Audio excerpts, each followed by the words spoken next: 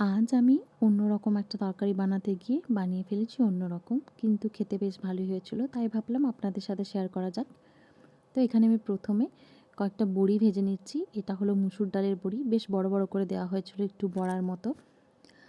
আর বড়িগুলোকে বেশ লাল লাল করে ভেজে নিয়ে তুলে রেখে দিয়েছি। এইবার কড়াইয়ে সরষের তেল গরম করে তার মধ্যে গোটা জিরে ফোড়ন দিয়েছি, আর দিয়েছি কেটে রাখা ঝিঙে আর আলু। বেশ ভালো করে ভেজে নিয়েছি। ঝিঙে আলুটা ভাজা ভাজা হয়ে গেলে তার মধ্যে বেটে রাখা পেঁয়াজ দিয়ে একটুখানি কষিয়ে নিয়েছি।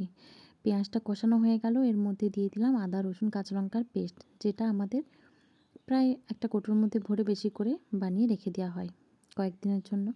এবার আদা রসুনের পেস্টটা দেওয়ার পর কষিয়ে নিলাম একটুখানি। যখন দেখলাম হালকা তেল ছেড়ে আসে, তখন নুন, হলুদ, জিরে গুঁড়ো, কাশ্মীরি লঙ্কার গুঁড়ো, অল্প একটুখানি চিনি দিয়ে আবারও ভালো করে কষিয়ে নিলাম। এরপর দিয়ে দিচ্ছি টমেটোর পেস্ট। অ্যাকচুয়ালি আমি করতে গিয়েছিলাম ঝিঙে আলু দিয়েই তরকারিটা, আর তার মধ্যে মুসুর ডালের বড়ি, কিন্তু দেখলাম কমে গিয়ে এইটুখানি হয়ে গেছে। তো তখন আমি কি করলাম, একটুখানি ফুলকপিকে ভেজে এর মধ্যে অ্যাড করে দিলাম। তারপর জল ঢেলে সেদ্ধ করতে দিলাম।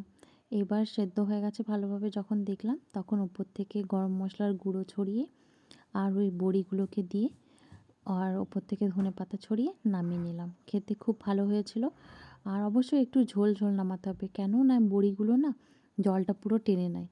তো আমি এরকমই নামিয়েছিলাম, তো জলটা পুরোটাই টেনে নিয়েছিল।